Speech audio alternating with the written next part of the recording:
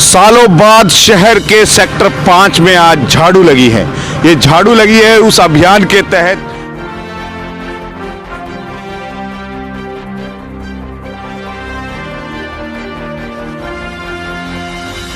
Sector 5 जो है वो नगर परिषद और हुड्डा के विवादों में फंसा हुआ है, इसलिए आज तक इसमें झाड़ू नहीं लगी। और आज आप देख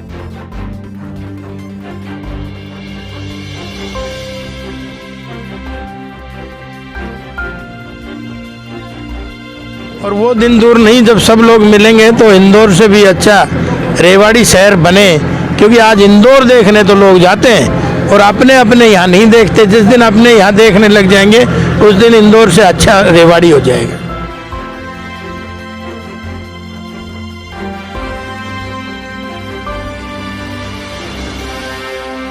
जितने भी ये दुकानदार भाई है सेक्टर 5 के, ये काफ़ी दिनों से मेरे से भी शिकायत करते हैं कि प्रधान जी यहाँ बहुत ज़्यादा गंदगी है, एक बार सफाई का कुछ क्या दो।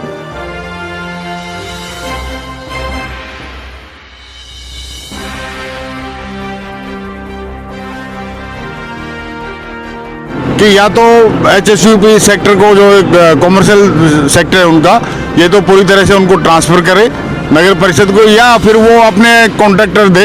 हो सकता है कि शायद उनका कॉन्ट्रैक्टर हो भी, उसको युद्ध स्तर पे किया जाए।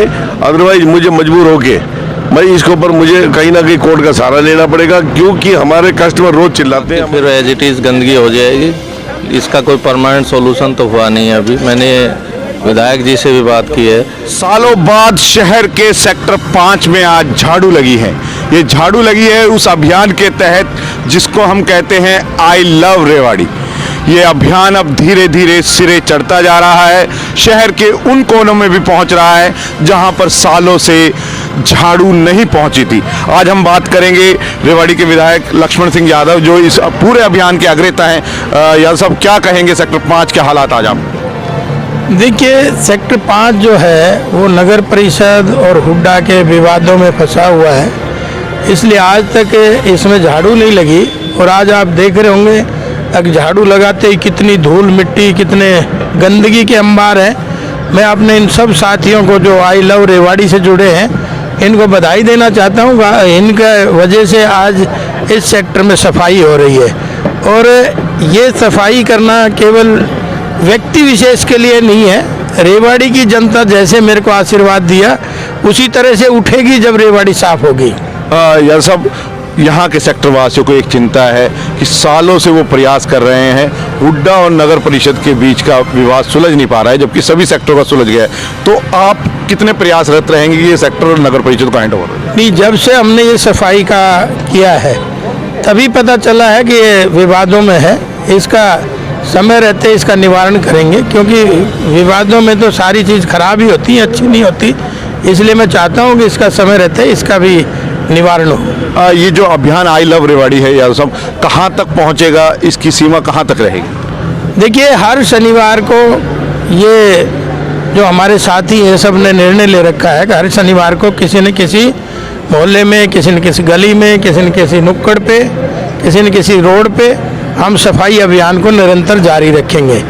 और वो दिन दूर नहीं जब सब लोग मिलेंगे तो इंदौर से भी अच्छा रेवाड़ी शहर बने, क्योंकि आज इंदौर देखने तो लोग जाते हैं और अपने अपने यहाँ नहीं देखते। जिस दिन अपने यहाँ देखने लग जाएंगे उस दिन इंदौर से अच्छा रेवाड़ी हो जाएगा। साल के बाद एक रेवाड़ी को बड़ा तोहफा मिला है, क्या कहेंगे विधायक जी? देखिए, अब मैं तो नायब सैनी जी का धन्यवाद करूँगा कि उन्होंने जो 11 साल से लटके हुए बस स्टैंड का अब जो निर्णय लेने का काम किया है। आपने देखा 65 करोड़ और 32 लाख रुपए जो अभी FD ने रिलीज करे हैं, और मैं समझता हूँ आने वाले 3 महीने में, 3-4 महीने में इसका काम शुरू हो जाएगा, क्योंकि इतना टेंडर प्रोसेस है, इतना समय उस सिस्टम में है। इसलिए मैं ये बात कहना चाह रहा हूँ। और दूसरा, हमारा जो है धारूहेड़ा का भी 12 करोड़ 85 लाख रुपए उसका भी सैंक्शन हमने कराया है। तो दोनों ही बस स्टैंडों को आने वाले समय में जल्दी ही 3-4 महीने में दोनों पे काम चलना शुरू हो जाएगा। इसी के साथ साथ आप देख रहे होंगे अगरसेन चौक से लेके अगरसेन चौक से लेके झज्जर चुंगी तक, रेलवे रोड तक, तो हम चाहते हैं और बजाजा बाजार तक ये भी, इसका पैसा भी जल्दी सैंक्शन हो जाए। मैंने आदरणीय मुख्यमंत्री जी को, आपने देखा, कहा था और सदन में भी मैं बोला हूँ उस बारे में, बस स्टैंडों के बारे में भी सदन में मैं बोला हूँ। पहला बार रेवाड़ी का विधायक बनने के बाद पहला मौका मिला था, तो मैंने ये जो रेवाड़ी की मुख्य समस्याएं, इन सब पे मैंने चर्चा करी और सब पे मैं सदन में आवाज़ भी उठाई, और उसी का परिणाम है कि आज मुख्यमंत्री की मंशा है अगर रेवाड़ी साफ़ सुथरी हो, रेवाड़ी आगे बढ़े। जो बरसों से एक स्टेशन पर रुकी हुई गाड़ी थी वो कैसे चले, तो आज मुझे लगता है कि सब लोग मिलके, हमारे शीर्ष नेतृत्व सब लोग मिलके और यहाँ की जनता जनार्दन साथ दे। मैं आपके माध्यम से ये अपील ज़रूर करना चाहूँगा, क्योंकि केवल और केवल प्रशासन सब काम कर देगा ये बिल्कुल ठीक नहीं है। हमने भी प्रशासन का साथ देना चाहिए। बिना जन भागीदारी के, बिना जन समर्थन के कोई भी काम कारगर सिद्ध नहीं होता। इसलिए मैं आपके माध्यम से जनता से अपील करूंगा कि अपनी अपनी जिम्मेवारियों को निभाएं। जहां हम कूड़ा फैला सकते हैं, जहां हम घर को साफ रख सकते हैं, घर सब साफ रखते हैं, इंदौर से भी बढ़िया घर को साफ रखते हैं, लेकिन गली में डाल देते हैं। तो मैं कहता हूँ इसमें थोड़ी सावधानी ज़रूर बरते, क्योंकि रेवाड़ी सबकी है, रेवाड़ी केवल मेरी नहीं है, रेवाड़ी सबकी है, और सबकी है तो सब लगेंगे तो रेवाड़ी इंदौर से सुंदर बनेगी। आज आपके वार्ड में है विधायक जी, और ये जो सेक्टर है ये भी अपेक्षित है लंबे समय से, क्या कहेंगे, कितना बदलाव आज के बाद? सबसे पहले तो मैं विधायक जी का धन्यवाद करता हूं कि आज उन्होंने मेरे वार्ड में जो आई लव रेवाड़ी का जो स्वच्छ अभियान चला रखा है, बेहद खुशी की बात है। क्योंकि मेरे जितने भी ये दुकानदार भाई है वार्ड नंबर 5, सेक्टर 5 के, ये काफ़ी दिनों से मेरे से भी शिकायत करते हैं कि प्रधान जी यहाँ बहुत ज़्यादा गंदगी है, एक बार सफाई का कुछ क्या को।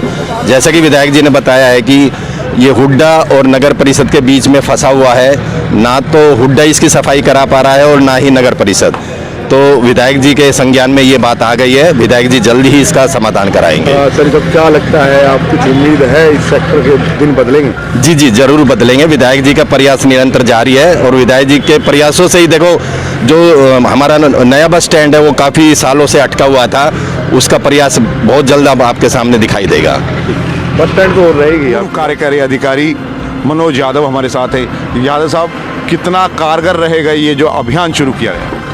मैं सोचता हूँ कारगर तो ये 100% रहेगा, क्योंकि लोग जुड़ रहे हैं, रोज नए नए लोग आ रहे हैं, इसके साथ जुड़ रहे हैं। एक मुहिम शुरू हुई है और ये मुहिम पूरी शुरू होगी, लोगों में जागरूकता आएगी और हम इसको ज़रूर ही कामयाब होंगे।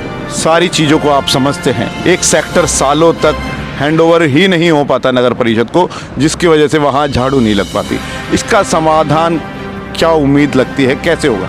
इसका समाधान बहुत सीधा सीधा है कि या तो HSUP सेक्टर को, जो एक कॉमर्शियल सेक्टर है उनका, ये तो पूरी तरह से उनको ट्रांसफ़र करे नगर परिषद को, या फिर वो अपने कॉन्ट्रैक्टर दे। हो सकता है कि शायद उनका कॉन्ट्रैक्टर हो भी, क्योंकि पीछे मेरे टाइम में एक बार उन्होंने कहा था कि हमने अपने सफाई का ठेका छोड़ दिया है, लेकिन वो हो सकता है कि वो कागजों में चल रहा हो। अगर नहीं चल रहा तो उनको धरातल पे देना चाहिए, क्योंकि जब आप इतना बड़े टैक्सेस ले रहे हो, आप इतने महंगे शॉपिंग कम्प्लेक्स आपने तैयार किया है, तो उसकी सफाई का काम भी तो आपका ही होना चाहिए। तो HSUP को अपनी जिम्मेदारी निभानी चाहिए। ठीक है। रिपुदमन गुप्ता हमारे साथ है, इस अभियान पर पूरे लगातार बने हुए। गुप्ता जी, कैसा चल रहा है आपका अभियान?